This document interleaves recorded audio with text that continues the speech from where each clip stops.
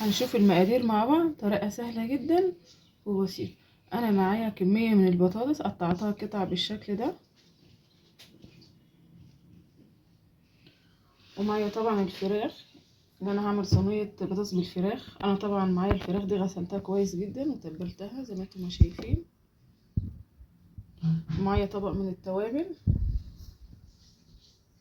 طبعا معايا ملح، طبعا معايا ملح، ومعايا توابل الفراخ وكمون بابريكا وشطة، وطبعا معايا ورق لورا حبهان وكمون وبابريكا، ومعايا طبق فلفل مقطعه شرايح بالشكل ده، ومعايا قرن من الشطة، ومعايا معلقة من الثوم، ومعلقة سمنة بلدي، ومعلقتين من الكاتشب الهريسة الفلفل الأحمر، ومعايا طبعا طبق الفلفل انا مقطعاه شرايح بالشكل ده. وطبعا انا هخلط التوابل دي كويس كده مع بعض. انا شلت الحبانه وورق اللورا الاول، وبعدين بخلطها كويس كده همزجها مع بعض كويس، وبعد كده بنزل بنصها كده على البصل اللي انا مقطعاه شرايح بالشكل ده.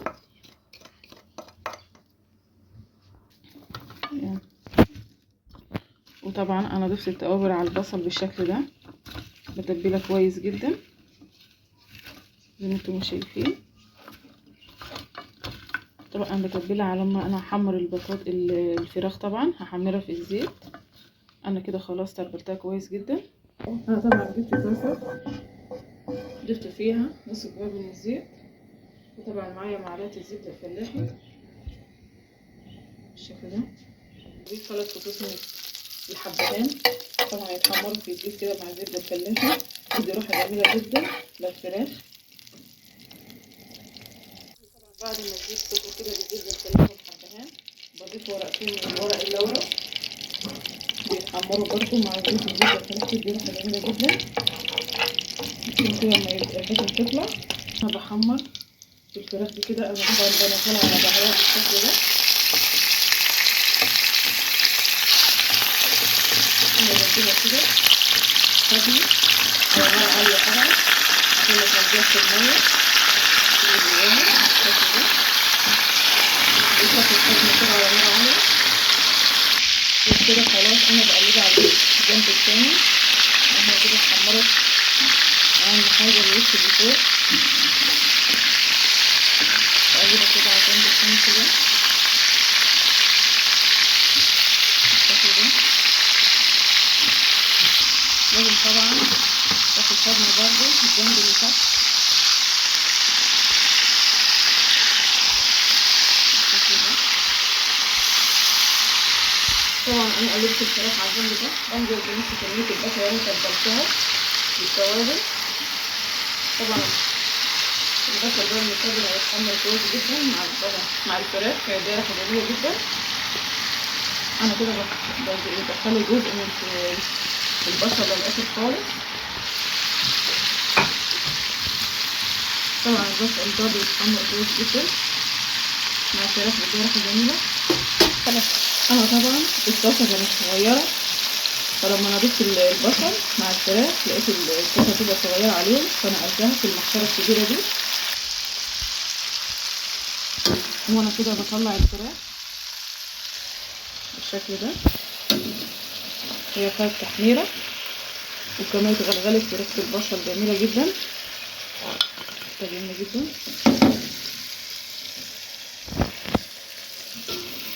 طبعا بسيب التوابل مع طبعا انا طلعت الفراخ بالبصل اللي انا عملتها مع الفراخ. طبعا الفراخ ريحه جميله جدا. انا طبعا معايا معلقه من الثوم، انا برضو بشيل منها جزء صغير جدا بخليها النهايه. انا كده بحمر معلقه الثوم دي بتاع الصينيه كده بالشكل ده، وفي نفس الوقت بحرك كده البصل عشان ما يلزقش في مكانه بالشكل ده. طبعا معايا كميه البطاطس بالشكل ده، انا بنزل فيها احمر صغير مع التتبيله الجميله دي بالشكل ده.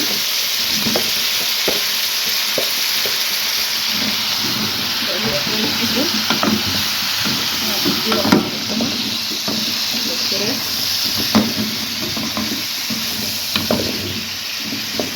واسيبها كده تاخد تشويحه مع التوابل دي. برضه التوابل انا بضيف نصها بالشكل ده برضه، يعني كل فتره بضيف شويه. بقلبها كمان مع التوابل دي بالشكل ده.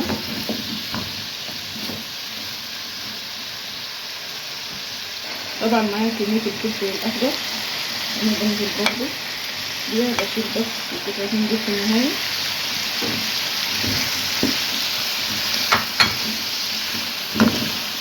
بالشكل ده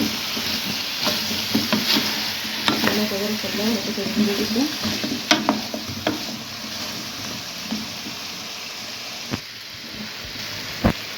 طبعا انا سبت كده البطاطس اتشوحت كويس مع البصل والثوم والتوابل اللي انا ضفتها الفلفل الاخضر، وكده بنزل بكميه من الصلصه بالشكل ده.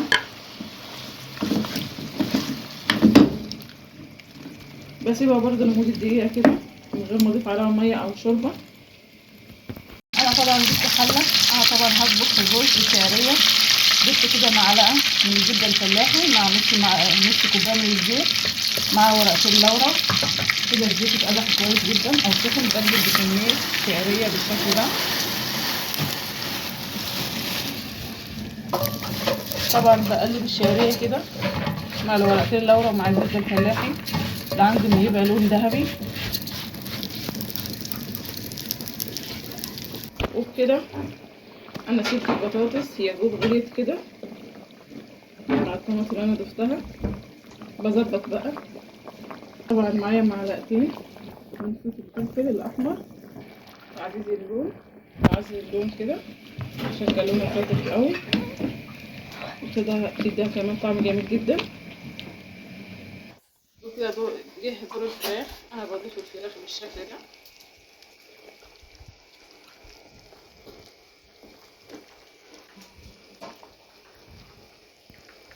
لو فايت كمان معايا زيت من الفراخ بضيفها كده على الوش.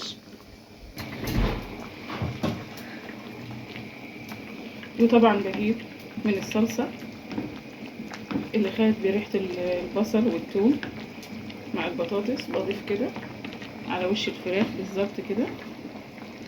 شايفين معايا؟ طبعا انا بعملها بالطريقة دي ويا رب تعجبك. معايا قرن شطة بالشكل ده برضه في النص، وطبعا معايا كمية البصل اللي كانت فايضة معايا بضيفها كده على الفراخ من فوق، بتديها طعم جميل جدا، بتديها شكل جميل وطعم جميل برضه. انا بسيب كده البصل ده لما يتبل. احلى صينية الفراخ بالبطاطس الكل بيعشقها بالطريقة دي. وبكده انا بحمر الشعرية بالشكل ده لغاية تاخد لون ذهبي. بغسل الرز وبنزل بيه على الشعرية ياخد تحت. طبعا انا سبت الشعرية لما اتحمرت بالشكل ده، ريحتها جميلة جدا بسم الله تبارك الله. وطبعا معايا كمية من الرز انا غسلته كويس جدا، بنزل كده برز على الشعرية بالشكل ده. انا كده هحمر الرز برضو هيتشوح فيها تشويحة مع الشعرية بالشكل ده.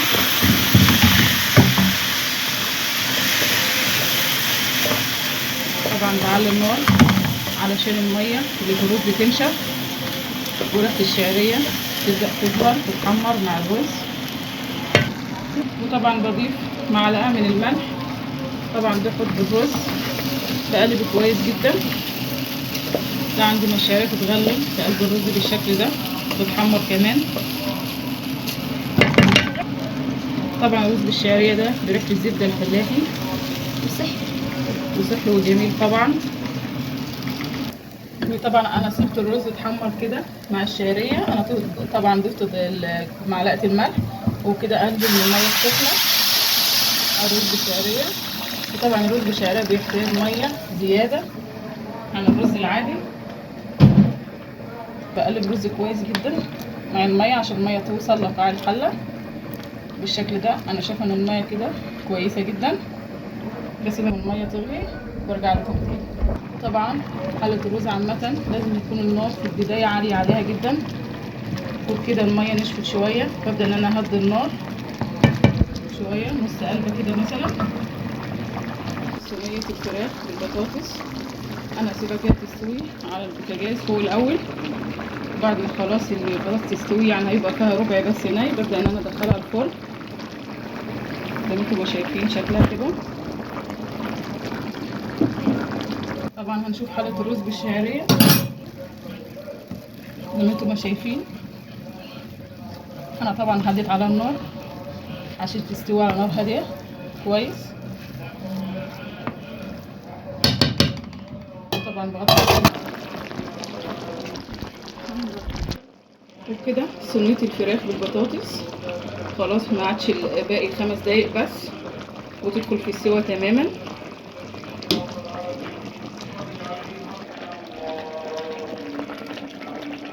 طبعا كده انا سبت خلاص الفراخ لما استوت كويس جدا. انا كده بنزل البصل ده تحت كده، عشان كده انا عايزه الفراخ تتحمر فتبقى واضحه في التحمير بالشكل ده. طبعا انا معايا التتبيله دي انا مجزاها كده عشان بضيفها على وش الفراخ بالشكل ده. وطبعا انا معايا التتبيله دي مجزاها بوزعها كده بالشكل ده على الفراخ عشان تدخل الفرن. طبعا محمره بالتتبيله دي كده بالشكل ده.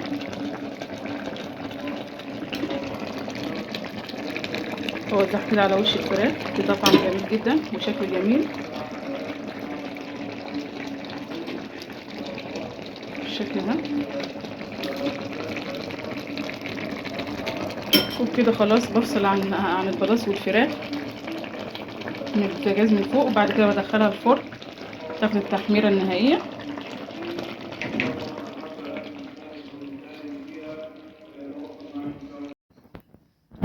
وكده صينيه الفراخ بالبطاطس طلعتها من الفرن وبكده شكلها بسم الله تبارك الله شكلها جميل جدا غير الطعم.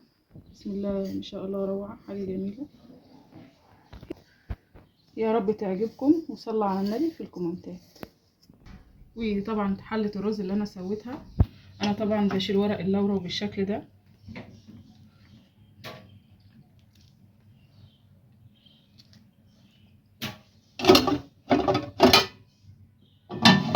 وبقلبها تقليبه كده. بسم الله تبارك الله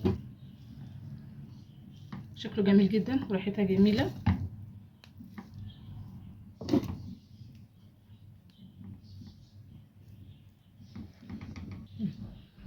بسم الله ما شاء الله على الرز فاتح وجميل. وبكده خلاص ببدأ اغرف الرز في الطبق.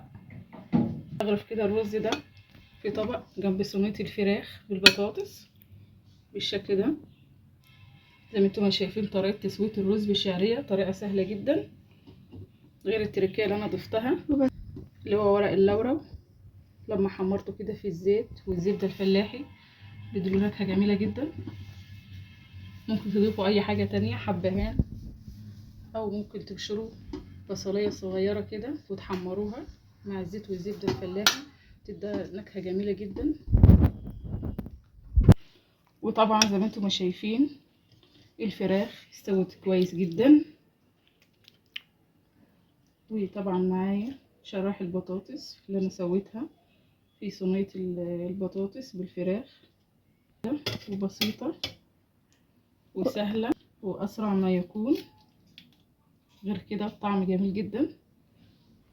وطبعا زي ما انتم شايفين صلصه الفراخ جميله جدا ما نشفتش، على اساس اللي عايز يغمس بالصلصه ديت برضو بنحتاج منها زي طبق كده او بوله. وطبعا معايا جزء الفراخ اللي انا ضفته على الرز بالشعريه بالشكل ده وقرن الشطه ده حاجه خطيره جدا وجميله غير السوا بتاعها مستوي كويس جدا. وشايفين اللحم طري وجميل ومستوي زي ما انتم شايفين. وبكده نهايه الفيديو معانا. اذا عجبكم الفيديو فعلوا زر الجرس وشير عشان يوصل لكم كل جديد. والسلام عليكم ورحمه الله وبركاته.